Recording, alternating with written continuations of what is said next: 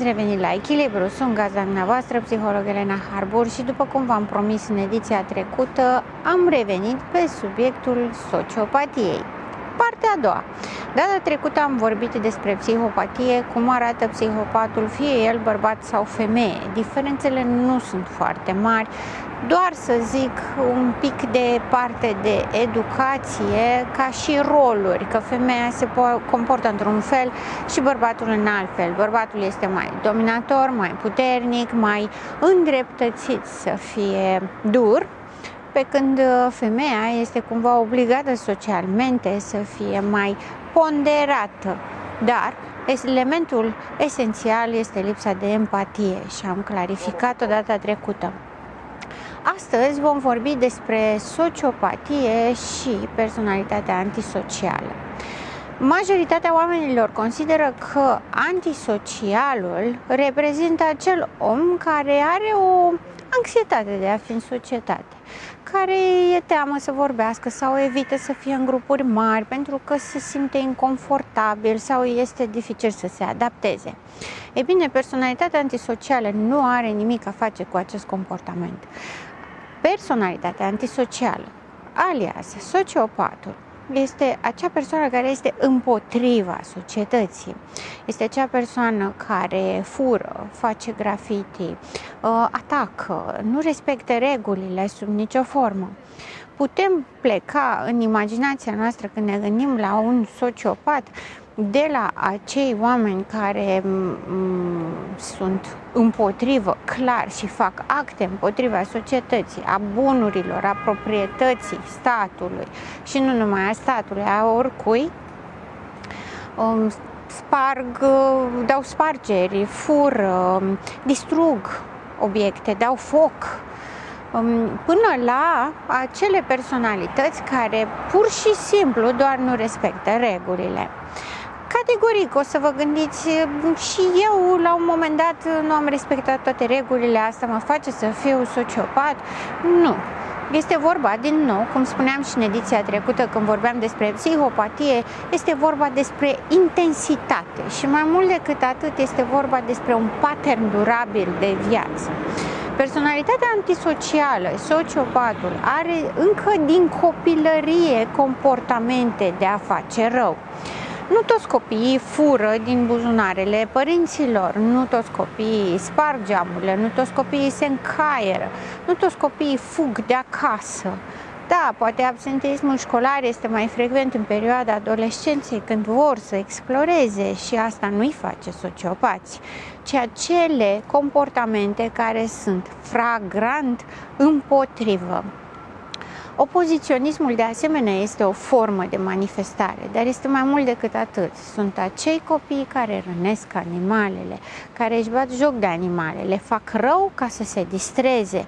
Sunt acei copii care fac o problemă foarte mare, de exemplu, atacă un profesor sau distrug mașina unui profesor cu care nu se înțeleg pentru că au luat o notă mică și sunt mândri de acest lucru. Insist pe zona de mândrie și pe zona de plăcere în aceste comportamente, pentru că una este să fie un grup de adolescenți rebeli și alta este să fie antisocial.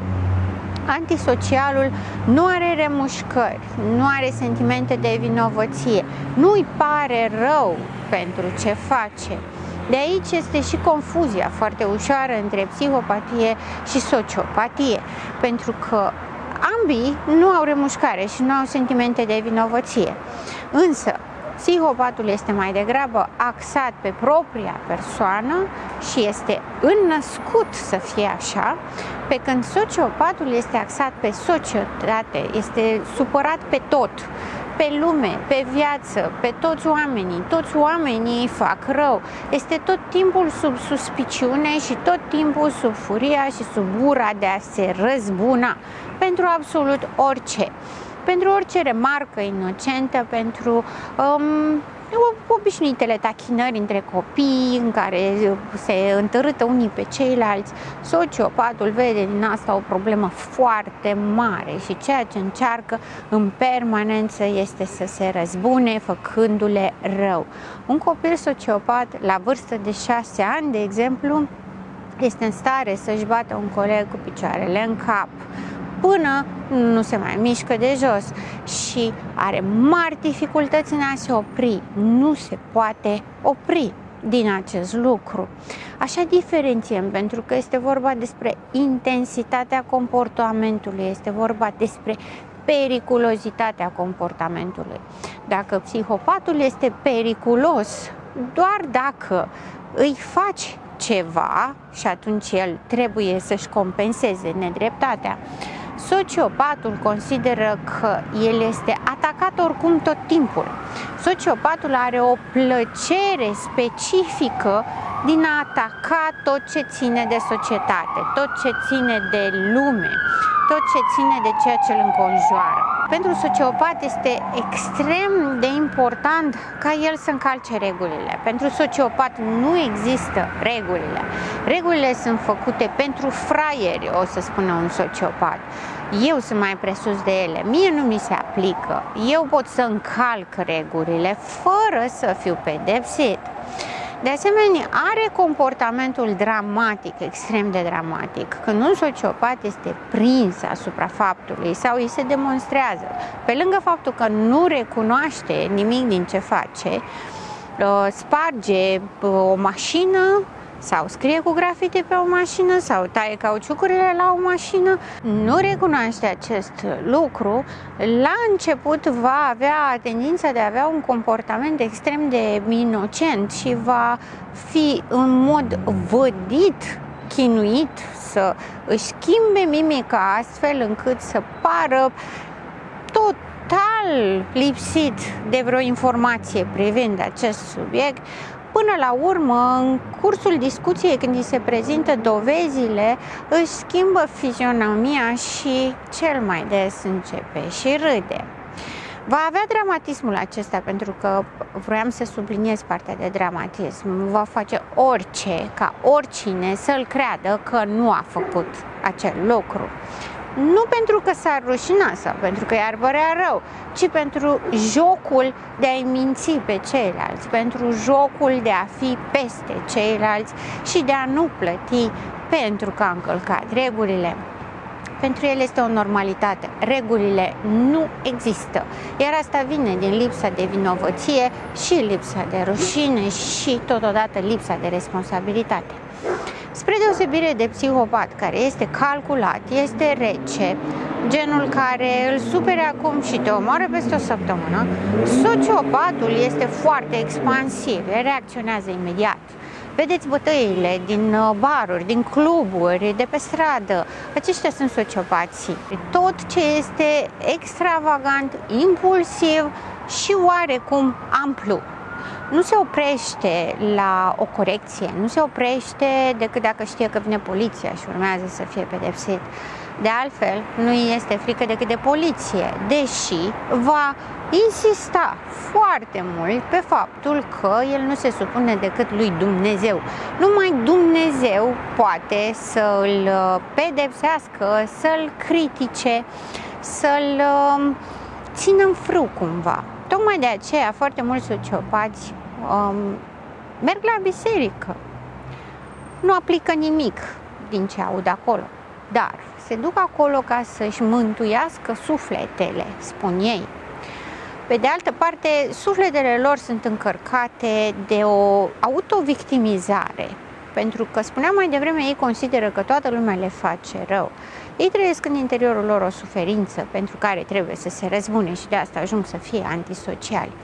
Această suferință pe care o au ei în interiorul lor îi macină și îi consumă, le oferă și motorul și motivația ca să poată să facă rău mai departe. Însă, în interiorul lor ei sunt măcinați de această tristețe, dezamăgire, trădare. Toată lumea îi trădează, toată lumea le face ceva care este în neregulă. Spre deosebire de psihopat, sociopatul este mult mai dezorganizat. La el totul decurge ca și cum viața s-ar trăi clipă de clipă, separat. Spun asta pentru că nu are coerență și nu are consistență. De fiecare dată spune, am greșit, nu o să mai fac. Și de fiecare dată nu trec 5, poate 10 minute și face același lucru din nou.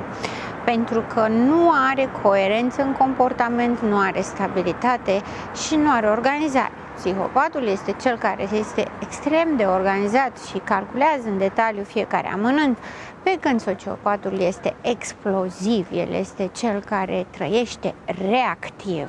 Psihopatul o gândește, sociopatul o simte și o simte amplu, intens. Vorbim despre structuri de personalitate în momentul în care avem o coerență, cum spuneam mai devreme, vis-a-vis de experiențele de viață.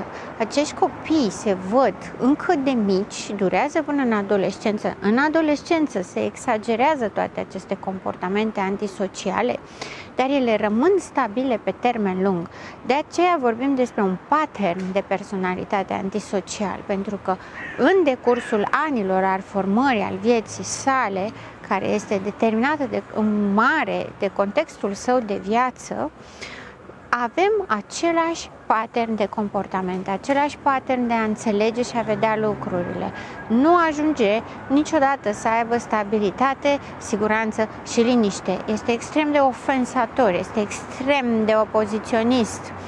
Nu vine la terapie decât dacă este obligat de instanța de judecată. Vine pentru că trebuie să obțină un raport de probațiune, pentru că pe perioada condamnării rămâne cu minte, foarte cu minte și spune că și-a învățat lecțiile și nu o să mai facă niciodată. Dar ascultându-l vorbind undeva se simte această răceală și faptul că nu crede ceea ce spune, faptul că nu o simte în interiorul său. Cu cât pedeapsa este mai drastică, cu atât se înfurie mai tare. Este extrem de greu ca o astfel de persoană cu o tulburare de personalitate antisocială să-și găsească locul. Tocmai de aceea, dacă ne uităm de afară, pentru că până la urmă despre aceasta este vorba când facem aceste ediții, ca să putem să identificăm de la distanță.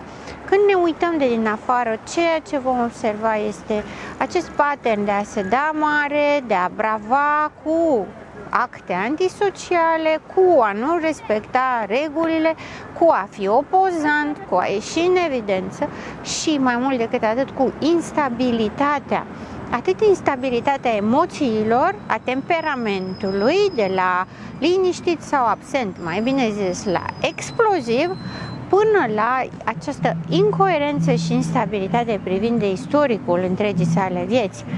Nu își termină studiile, nu poate să țină un serviciu, are de obicei profesii la limita legalității, cât să nu poate fi prins sau acuzat, dar de cele mai multe ori ceea ce se întâmplă este să fie împotriva legii sau să păcălească legea. Acesta este sociopatul. El nu este șarmant pentru că este exploziv. Are mai mare capacitate de a crea relații de cuplu decât psihopatul, care nu este absolut deloc interesat de o relație de cuplu, ci doar de cuceriri și de beneficii. Și sociopatul vrea beneficii. Însă, datorită acelei trăiri de trădare, de amenințare, de nevoie, de afecțiune, creează relații toxice, relații disfuncționale, dar și le dorește și le creează. Le păstrează foarte puțin, nu rezistă, pentru că datorită temperamentului și datorită instabilității și incapacității de a fi coerent și de a fi afectuos, are tendința de a îi oferi partenerului sau partenerei tot ce își dorește la început, pentru ca ulterior să trăiască măcinările sale interioare, că a fost fraier, că a făcut prea multe, că a dat prea mult și ca atare. Sigur îl minte, sigur îl va părăsi, sigur este ceva amenințător și ca atare schimbă dispoziția și schimbă atitudinea, începe să fie demanding și de cele mai multe ori are tendința de a se comporta un copil alintat și în același timp dependent de persoana care este dispusă să-i ofere afecțiune și spune tot timpul că ceea ce valorizează cel mai mult este că nu pleacă. Este, da, o suferință, pe de altă parte, este și o imposibilitate de a fi în relație și totodată o condamnare pentru ambii parteneri și pentru relație în sine. În speranța că am fost suficient de explicită și că am oferit suficient de informații cât aveți nevoie, dacă mai aveți întrebări, vă rog să-mi scrieți, pentru că putem să facem astfel de ediții care să răspundă la întrebărilor și curiozităților dumneavoastră. Sunt psiholog Elena Harbor, gazda dumneavoastră și până data viitoare, rămâneți în echilibru!